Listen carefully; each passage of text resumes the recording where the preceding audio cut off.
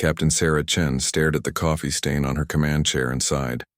The Persistence was not the prettiest ship in the human fleet, but it got the job done. They were 3 weeks into a routine mining survey at the edge of human space, looking for asteroids rich in rare metals. Nothing exciting, just the usual work that kept Earth's colonies supplied with materials. "Captain, we've got a problem with the FTL drive," Chief Engineer Rodriguez called from his station. His voice carried that special tone that meant expensive. Repairs were coming. "What kind of problem?" Sarah asked, though she already knew the answer would cost her sleep and probably her budget. "The quantum stabilizer is acting up again.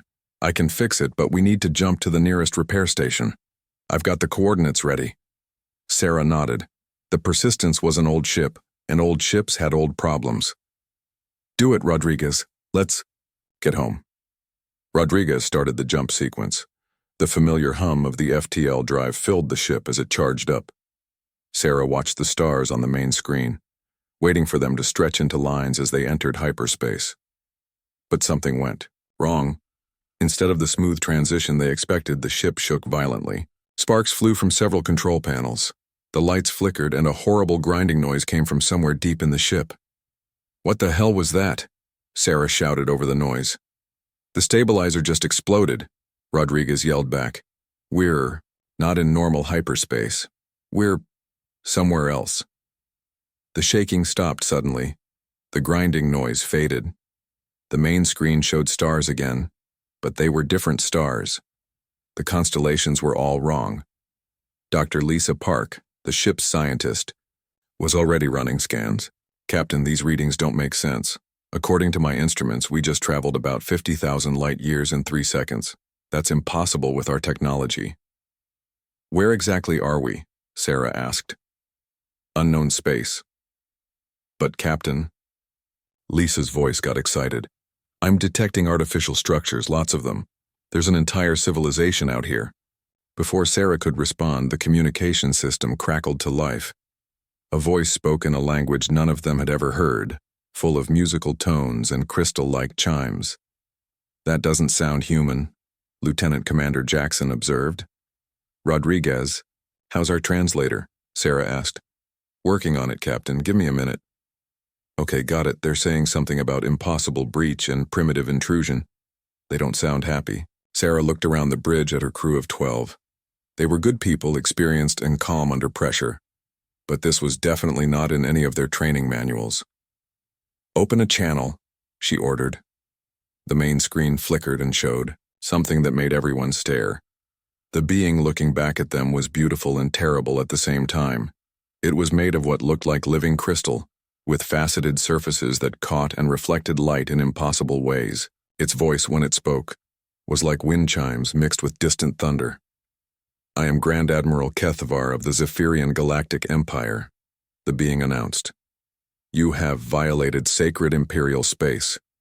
Explain your presence before we destroy you." Sarah blinked. In 30 years of space travel, she had never met an alien. Now she was face to face with one that apparently ruled a galactic empire and was threatening to blow them up. Hi there," she said, using her best diplomatic voice. "I'm Captain Sarah Chen of the human vessel Persistence. We didn't mean to intrude. We had an engine malfunction during a routine jump. Our GPS got a bit wonky." The crystal being stared at her for a long moment. Behind him, Sarah could see other Zephyrians moving around what looked like the bridge of a massive warship. "GPS?" Kethvar repeated slowly. "Global positioning system. Well, galactic positioning system in our case. It tells us where we are. Usually." Sarah felt a bit silly explaining basic navigation to someone who apparently ruled multiple star systems. "You accidentally entered Imperial space?" "Looks that way. Sorry about that. We're just trying to get home. Don't suppose you know where. We can find some duct tape?" Our quantum stabilizer kind of exploded. Kethvar's crystalline features shifted in what might have been confusion. "Duct tape? It fixes things," Rodriguez called out from his station. Dr. Park had been quietly running scans during the conversation. She looked up with bright eyes. "Captain, their ship is incredible. The energy readings are off the charts. Their technology is at least 1,000 years ahead of ours." "Neat," Sarah said. To Kethvar she added, "Nice ship, by the way. That crystalline hull design must be great for energy distribution." Now Kethvar definitely looked confused. In the background, other Zephyrians were making urgent crystal chime sounds to each other. "You are not afraid?" Kethvar asked. "Should we be? You seem reasonable enough. A little formal maybe, but that's okay. We're just travelers who got lost." Kethvar was quiet for a long moment. When he spoke again, his voice was different, less threatening and more puzzled. In 50,000 years of Imperial history, no primitive species has ever breached our borders by accident. Our defenses are absolute. Our cloaking technology is perfect. "Well, nobody's perfect," Sarah said cheerfully. "We humans have a saying. Stuff happens. Sometimes the universe throws you a curveball." Curveball? It's a baseball term. Means something unexpected. Sports reference. The conversation was interrupted by proximity alarms throughout the Zephyrian ship. Through the view screen, Sarah could see dozens of massive warships dropping out of hyperspace around them. Each one was easily 10 times larger than the Persistence. "The Imperial fleet has arrived," Kethvar announced. "Standard protocol for primitive intrusions." Sarah looked at the display showing all the warships. "Wow, that's a lot of ships. Are you guys having some kind of military exercise?" "These ships are here to demonstrate Imperial might to your species before we decide your fate." "Our fate?" Sarah raised an eyebrow. "That sounds pretty dramatic. Look, Admiral Kethvar, we really just want to fix our ship and go home. We're not looking for trouble." Lieutenant Commander Jackson was studying the tactical display. "Captain, each of those ships has enough firepower to level a city, but their shield technology is really interesting. It's not like anything we've seen before." Dr. Park added, "The energy signatures suggest they're using some kind of quantum crystalline matrix." "Fascinating stuff." Rodriguez looked up from his repairs. "Captain, I think I can fix our drive, but it's going to take a few hours. Mind if we stick around and chat with our new friends?" Sarah turned back to Kethvar. "So, Admiral, while we're waiting for repairs, want to talk? We're always interested in meeting new people. How long have you folks been out here? That empire of yours sounds pretty impressive." Kethvar stared at her. Behind him, his crew was making increasingly urgent crystal chime sounds. Sarah got the impression that this conversation was not going the way anyone had expected. "You wish to talk?" Kethvar asked slowly. "Sure. We've got coffee, if you drink coffee. Or we could trade stories. How often do you get to meet someone from a 50,000-year-old empire? This is pretty exciting stuff." For the first time since the conversation began, Kethvar seemed to be at a loss for words.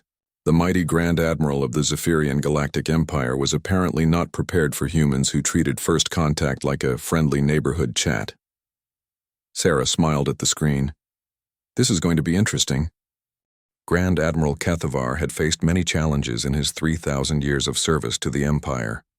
He had conquered rebel systems, negotiated with hostile alien species, and commanded fleets in battles that decided the fate of entire civilizations. But he had never met anyone like Captain Sarah Chen. The human captain sat in her simple chair on her small damaged ship, drinking something called coffee from a metal cup, and asking questions about Zephyrian culture like they were old friends, meeting at a social gathering. "So your species is made of living crystal?" she was asking Dr. Park, who was taking notes with obvious excitement. "That's incredible. How do you handle temperature changes? Does your molecular structure adapt?"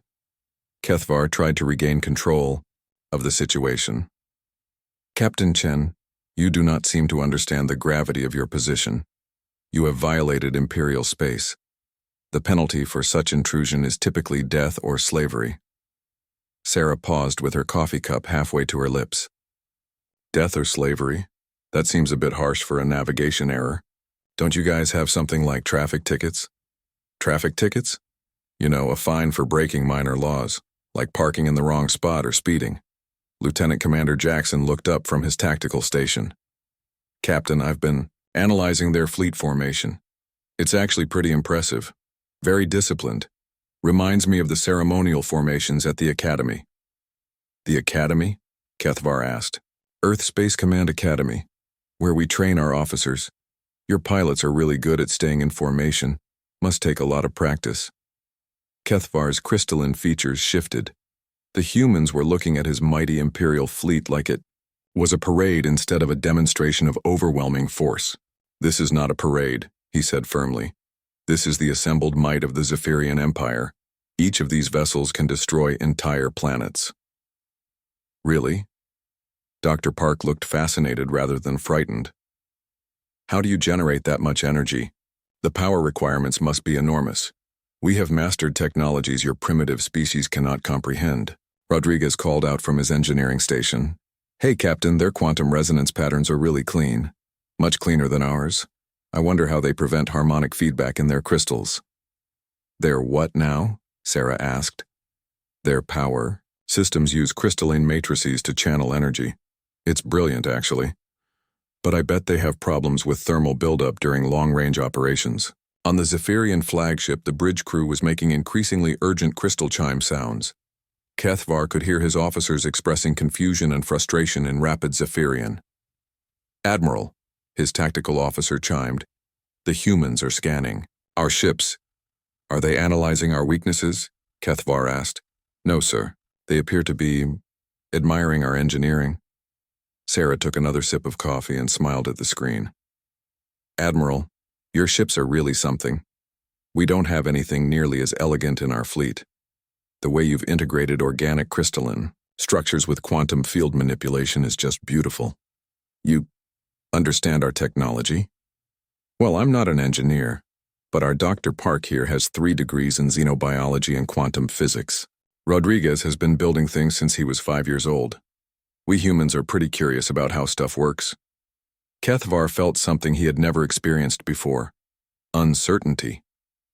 The Imperial playbook called for primitives to cower in fear when faced with superior technology.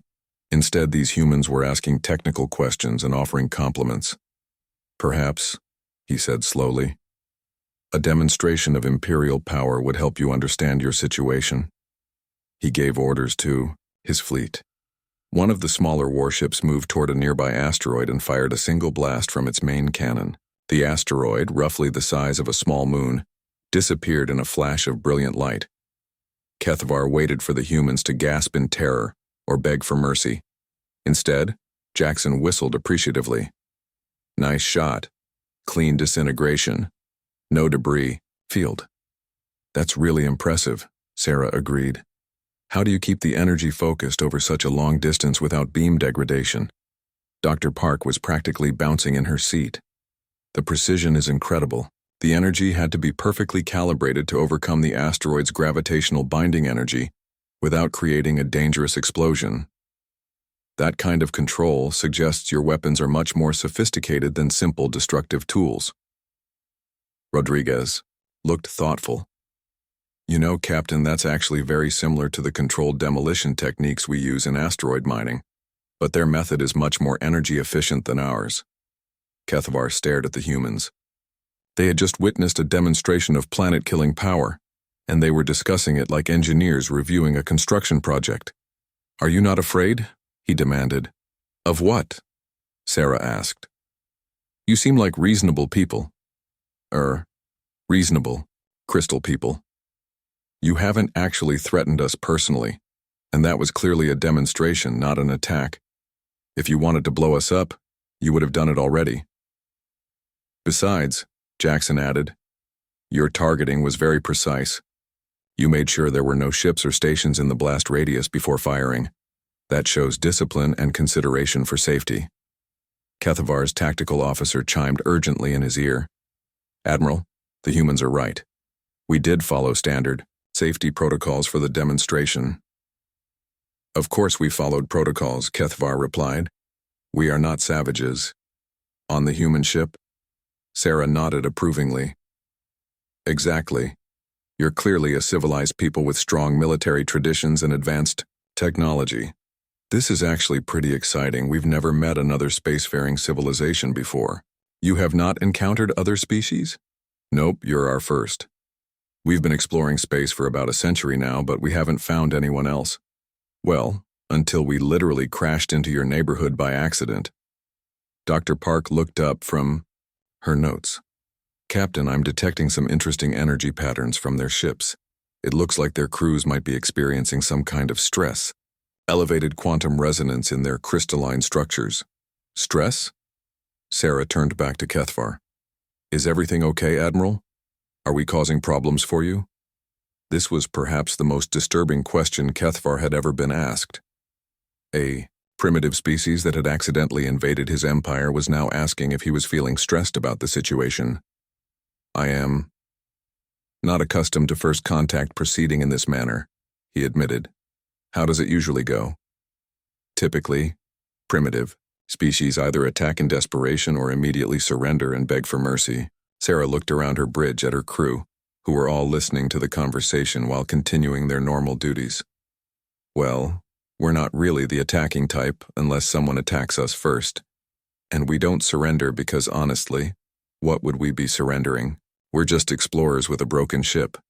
You could surrender your planet, your species, your future independence. Why would we do that?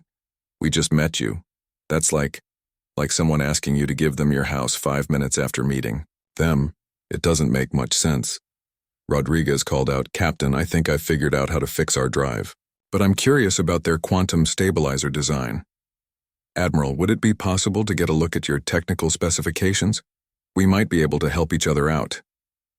Help each other? Sure, Sarah said. You've got amazing technology, and we've got some pretty good engineering tricks of our own. Different approaches to the same problems. We could learn from each other. Kethvar fell silent. In 50,000 years of imperial expansion, no species had ever offered to help the Empire with anything. They had conquered, or been destroyed. The concept of mutual assistance between species was not in any imperial manual. His communications officer chimed softly. Admiral, the High Council is requesting an immediate report on the primitive intrusion. What shall I tell them, sir? Kethvar looked at the humans on his screen. They were waiting patiently for his response, drinking their coffee and looking interested rather than terrified. Tell them, he said slowly, that the situation is developing.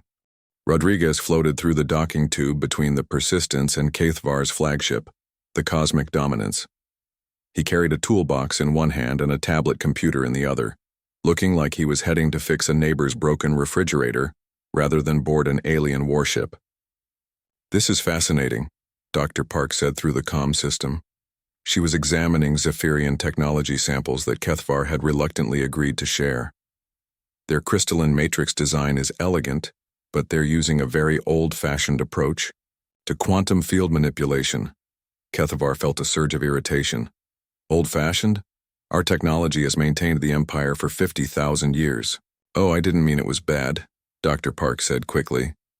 Just that there are more efficient methods now. It's like the difference between a steam engine and a fusion reactor. Both work, but one uses energy much better. Rodriguez had reached the Zephyrian engineering section, where crystalline beings towered over him like living statues. They watched nervously as the small human examined their massive quantum stabilizer array. Wow, Rodriguez said, running his hands along the crystal formations. This is beautiful work. Really beautiful. But you know what? I think I see your problem. The chief Zephyrian engineer, a being called Veltar, made uncertain chiming sounds. Problem? Your harmonic resonance is fighting itself in the third-order cascades. See these microfractures in the crystals? They're causing energy loss and instability. You probably have to replace these every few thousand years. Every 3,000 years, yes. It is the natural decay of quantum matrices. Rodriguez shook his head. It doesn't have to be. Back home we use adaptive resonance feedback loops. The system automatically adjusts to prevent harmonic conflicts. These crystals could last 50,000 years instead of 3,000. That is impossible. Nah, it's just a different approach. Rodriguez pulled out his tablet and showed them a simple diagram. See? Instead of trying to force the quantum fields into stable patterns, you let them find their own stability, and then guide them. Like the difference between commanding a river and channeling it. On the main bridge, Kethvar was having his own uncomfortable conversation with Captain Chen. She had asked to see the Empire's star charts, and he had agreed, thinking it would demonstrate the vast scope of Imperial power. 10,000 systems, Sarah said, studying the holographic display. That's incredible. How do you manage communication across such distances? Quantum crystal networks, Kethvar replied proudly. Messages can travel anywhere in the Empire within hours. Hours. Jackson looked up from his own analysis. Captain, our quantum entanglement communicators can send messages instantly across any distance.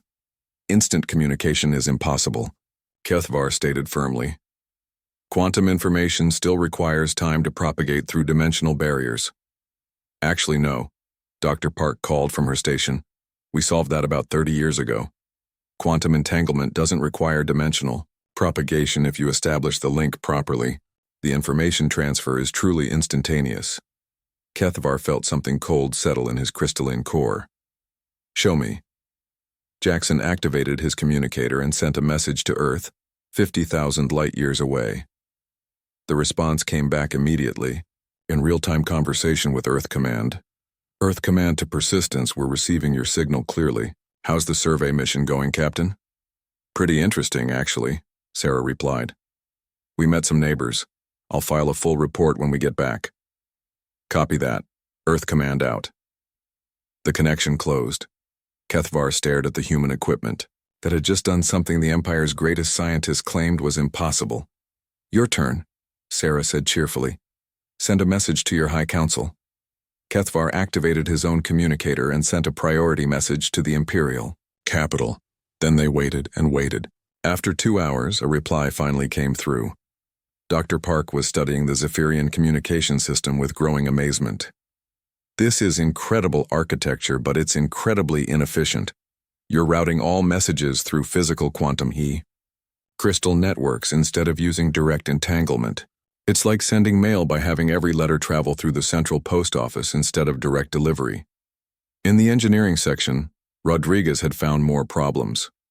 Veltar, your power distribution system is working way too hard. Look at these energy readings. The Zephyrian engineer examined the data. These are normal operational parameters. Normal, maybe, but not efficient. You're losing about 40% of your energy to quantum friction. That's why your ships need such massive reactors. Quantum friction is unavoidable. Not if you design the system right. Rodriguez began sketching modifications on his tablet. See? If you adjust the crystal alignment by about 12 degrees and add feedback dampeners here and here, you can reduce that loss to less than 5%. Veltar stared at the human's simple diagram. The modifications Rodriguez suggested would increase their ship's efficiency by nearly 50%. This would revolutionize Imperial technology. Really? We've been using these techniques for decades. Pretty basic stuff, actually. Back on the bridge, Dr. Park had made another discovery. Admiral Kethvar, I've been analyzing your biological data. Your crystalline structure is fascinating, but I'm detecting some concerning patterns. Concerning how? Your cells are showing signs of cumulative quantum decay. It's subtle, but it's building up over time. Is your species experiencing any health issues? Reduced lifespan, perhaps? Kethvar's crystalline features darkened. The declining health of the Zephyrian population was one of the Empire's most closely guarded secrets. How could you possibly detect that from these simple scans? Oh, it's pretty obvious once you know what to look for. We've seen similar patterns in other crystalline organisms. The quantum resonance that gives you your abilities also gradually damages your cellular structure over time. Our greatest scientists have studied this problem for millennia. There is no solution. Well, there might be, Dr. Park said thoughtfully. We've developed some medical techniques that could probably help. Cellular regeneration therapy, quantum, field stabilization treatment, genetic repair protocols, nothing too complicated. Kethvar felt his worldview shifting beneath him like unstable ground. For 50,000 years, the Empire had been built on the foundation of Zephyrian technological and biological superiority. Now, these primitive humans were casually solving problems that had plagued his people for millennia. Captain Chen, he said slowly. Exactly how advanced is your species? Sarah laughed. Advanced? We're probably not very advanced compared to you folks. We've only been in space for about a century. We're still figuring things out as we go. But your technology... Oh, our technology's pretty good, I guess. We've had to be creative. Space is dangerous, and we don't have a big empire to rely on. Every human colony has to solve its own problems with whatever resources they can find. Makes you good at improvising. Rodriguez's voice came over the comm. Captain, I've figured out how to fix our quantum stabilizer, but the Zephyrians have offered to help. Turns out their manufacturing techniques are incredibly precise. Much better than ours for working with crystalline matrices. See? Sarah said to Kethvar. Cooperation. Everyone has something to contribute. Kethvar found himself in completely uncharted territory.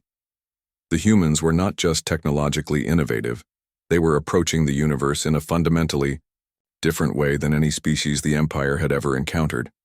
Instead of seeing technology as a tool for dominance, they saw it as a way to solve problems and help others. His tactical officer chimed softly.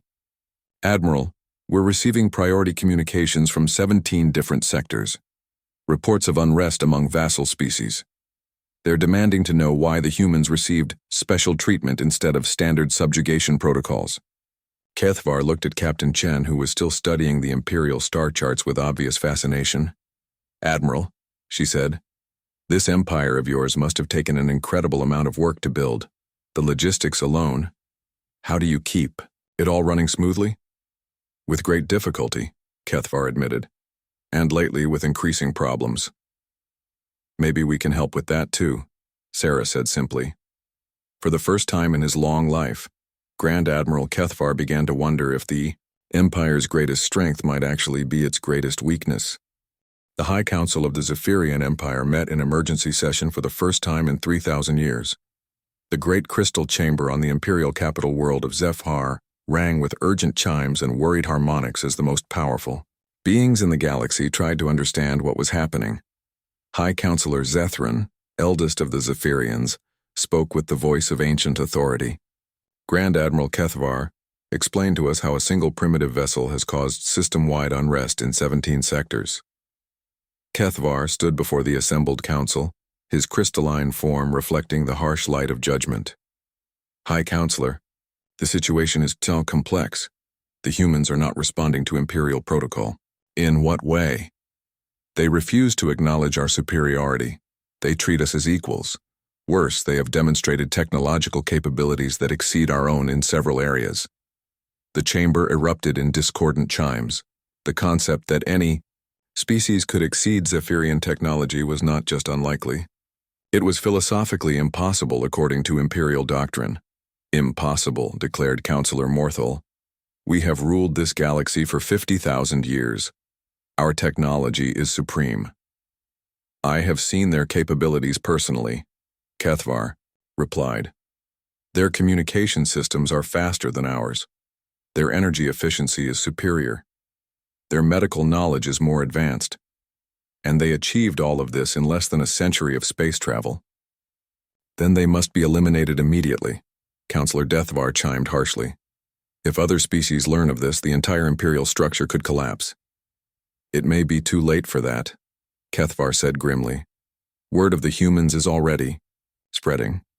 The Voltari system has demanded the same respectful treatment the humans received. 3 colonies in the Outer Rim have stopped sending tribute. The Kepler Federation is asking for technological cooperation agreements instead of accepting standard subjugation. High Counselor Zethran fell silent, processing this information. The Empire had faced rebellions before, but never one that challenged the fundamental premise of Zephyrian superiority. Meanwhile, on the Persistence, Captain Chen was having her own meeting with her crew. So let me get this straight, she said, looking around the small conference room. We accidentally broke into a galactic empire, impressed them with our technology, and now their entire political system is having a breakdown? That's about the size of it, Captain, Jackson replied. My analysis of their communications suggests they're dealing with widespread unrest. Apparently news about us is spreading faster than they can contain it. Dr. Park looked up from her research notes. Captain, I've been studying their society. The Empire is based entirely on the idea that the Zephyrians are naturally superior to all other species. If that belief is challenged, their whole system falls apart, Rodriguez finished, like pulling the foundation out from under a building. That's not good, Sarah said. We don't want to cause a galactic civil war just because we got lost. Actually, Captain, Dr. Park said carefully, it might not be entirely bad. From what I've learned, the Empire rules through fear and intimidation. Most of their subject species are essentially slaves. Still, Sarah said, sudden collapse could lead to chaos and suffering for billions of people. We need to be careful here. Their discussion was interrupted by an incoming transmission from Kethvar. Captain Chen, the Admiral said, his crystalline features showing stress patterns. The High Council has made a decision regarding your presence in Imperial space. Okay, what's the verdict? You will face the trial of cosmic worthiness. Sarah blinked. The what now? An ancient ritual used to determine whether a species deserves to exist independently or should be subjugated. You will be tested in 3 areas: strength, intellect, and will. If you fail any test, your species will be declared primitive and subject to Imperial rule. And if we pass, no species has ever passed all 3 trials. Rodriguez looked up from his engineering station. What happens if we're the first? I do not know. The possibility was never considered. Sarah leaned back in her chair. Admiral, can I ask you something? Do you personally think this trial is necessary? Kethvar was quiet for a long moment. Captain, the Empire is experiencing unprecedented unrest. The High Council believes that demonstrating your defeat will restore order. That's not what I asked. Do you think it's necessary? Another pause. No, I believe your species deserves the respect you have already shown to ours, but I am bound by Imperial law. Fair enough, Sarah said. We'll take your trial. When do we start? You accept? Sure, why not? Sounds interesting. What's the first test? The trial of strength took place on a barren moon in the Zephyr system. The Empire's greatest warrior, General Krexthor, faced off against Sergeant Maria Gonzalez from the Persistence's small security detail. Krexthor was a massive Zephyrian, his crystal form shaped like a living mountain. He had never been defeated. In combat, he expected to crush the small human female in moments. Instead, Gonzalez treated it like a training exercise. She studied her opponent's movements, identified his blind spots, and used his massive size against him. When he charged, she stepped aside and let his momentum carry him past her. When he swung his crystalline fists, she ducked and struck at his joints where the crystal formations were weakest. It took her 7 minutes to pin the Imperial champion. Good match, she said, helping Krexthor to his feet. You've got great technique. Ever consider adding some flexibility training to your workout routine? The Zephyrian warrior stared at her. You defeated me, and you offer training advice? Hey, we all have things to learn. I noticed you favor your left side when you're tired. Might want to work on that. The trial of intellect was held in the Empire's greatest library, where the accumulated knowledge of 50,000 years was stored in crystalline matrices. The Empire's most brilliant scholars presented mathematical theorems, scientific principles, and philosophical concepts that had taken millennia to develop. Dr.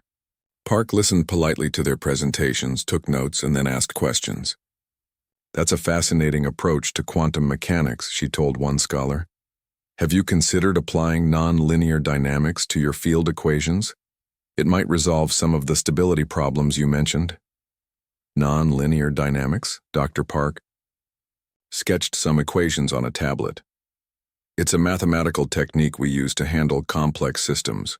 Your quantum field theory is elegant, but it's missing some key elements that could make it much more powerful. Within an hour, she had suggested improvements to 17 major imperial scientific theories. The Zephyrian scholars found themselves frantically taking notes on concepts that could revolutionize their understanding of the universe. The trial of will was designed to break the subject's mental resistance through psychological pressure and sensory overload. Previous species had either gone insane or surrendered within hours. The humans brought card games. Got any threes? Jackson asked Rodriguez as psychic pressure waves tried to crush their minds. Go fish, Rodriguez replied, dealing with the mental assault by focusing on his cards. Dr. Park was teaching Sergeant Gonzalez how to play chess, while reality distortion fields attempted to drive them mad. The trick to chess, she explained while illusions swirled around them, is to think 3 moves ahead. See how the bishop can control the diagonal? That's going to be important in a few turns. After 12 hours, the humans were still playing games, sharing stories, and having what appeared to be a pleasant social gathering. The Imperial technicians running the trial had to shut it down because their equipment was overheating from the sustained effort. Kethvar watched the results with growing amazement and horror. The humans had not just passed the trials, they had transformed them. They turned a test of strength into a training session, a test of intellect into a teaching opportunity, and a test of will into a social event. How? High Counselor Zethran demanded. How did they succeed where every other species has failed? I believe, Kethvar said slowly, that they approached the trials with a completely different philosophy than any previous species. They did not see them as tests to be passed or ordeals to be endured. They saw them as opportunities to learn and connect with others. That is impossible. The trials are designed to break the will and demonstrate imperial superiority. Unless, Kethvar said quietly, the species being tested does not see the universe as a competition to be won, but as a place where everyone can succeed together. For the first time in Imperial history, the High Council had no idea what to do next. 6 months after the humans passed the trial of cosmic worthiness, the galaxy was a very different place. Captain Sarah Chen stood on the observation deck of the newly renamed Starship Cooperation, formerly the Zephyrian flagship Cosmic Dominance. The ship now carried a mixed crew of humans, Zephyrians, and 12 other species that had once been subjects of the Empire. Through the viewport, she watched the construction of humanity's first permanent installation in what used to be Imperial Space, a joint research station where beings from dozens of worlds worked together on projects that would have been impossible for any single species to achieve alone. Captain, Dr. Park called from her new laboratory. The Altarian medical team has made another breakthrough with Zephyrian cellular regeneration. Combined with our quantum field techniques, they think they can extend Zephyrian lifespans by thousands of years. That's wonderful news, Sarah replied. She had gotten used to daily reports of scientific breakthroughs that came from combining different species' knowledge and approaches. Kethvar, who now served as the station's diplomatic coordinator, approached with what Sarah had learned to recognize as his pleased expression. His crystalline features caught the light from the nearby star, creating rainbow patterns on the walls. Captain, I have received acceptance messages from 15 more worlds. They wish to join the Galactic Cooperation Initiative. 15 more? That brings us up to, 87 member worlds now? 87 confirmed, with 23 more requesting information packets. The rate of expansion continues to surprise our projections. Sarah shook her head in amazement. What had started as an accident was becoming the fastest-growing interstellar alliance in galactic history, and it was all based on one simple principle. Every species had something valuable to contribute. Rodriguez floated by in a maintenance suit, leading a team of engineers from 6 different worlds. They were working on a new type of starship engine that combined human adaptability, Zephyrian precision, Voltari creativity, and Kepler efficiency. The prototype was already showing performance improvements that exceeded anything any single species had achieved. How are the old Imperial worlds adjusting? Sarah asked Kethvar. Better than expected. Many are discovering that cooperation produces better results than domination. However, some resistance remains. Sarah nodded. She knew that change was never easy, especially for a civilization that had spent 50,000 years believing in its own superiority.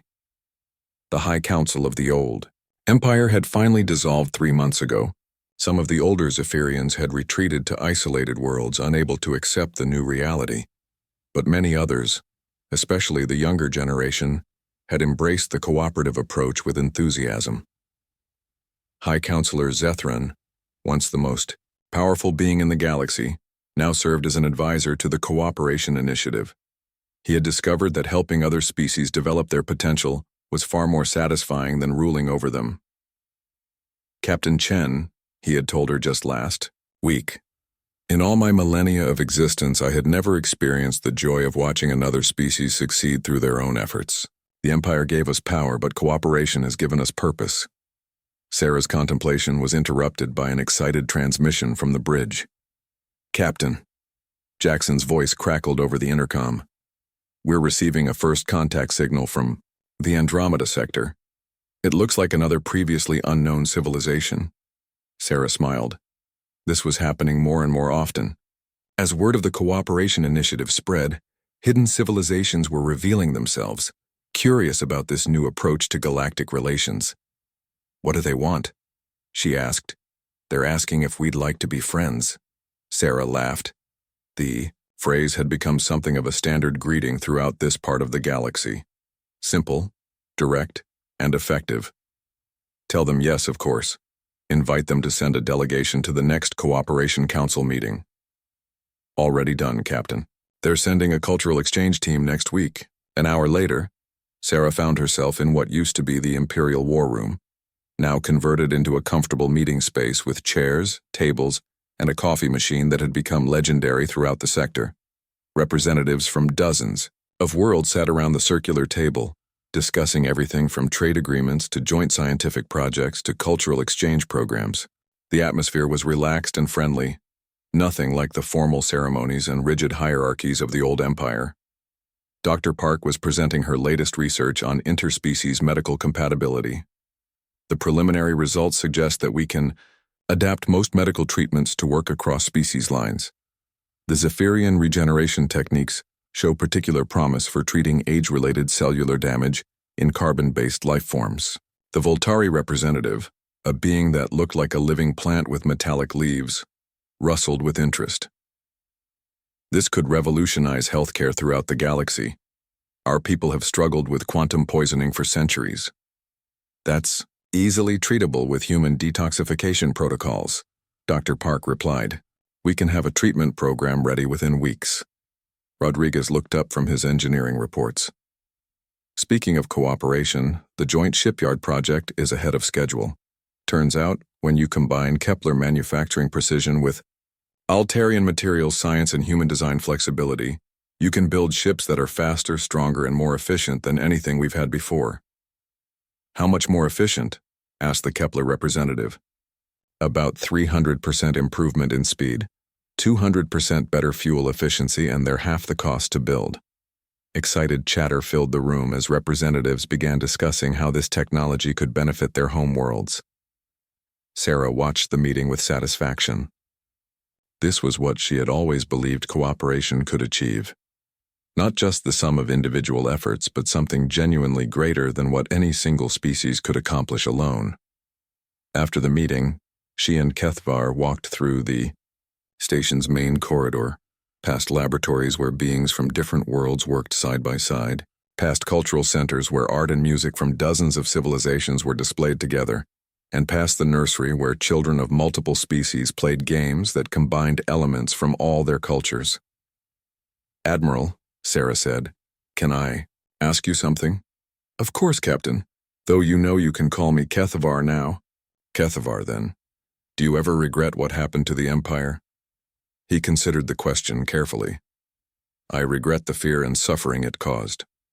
I regret the waste of potential when species were forced into submission rather than invited to contribute. But do I regret its end? No. What we have built together is far greater than what we had before. They paused at another viewport, looking out at the busy space around the station. Ships from dozens of worlds moved in peaceful traffic, patterns carrying not weapons and conquering armies, but scientists, artists, teachers, and explorers. The Empire lasted 50,000 years, Kethvar continued, but it was stagnant. It preserved itself but never grew.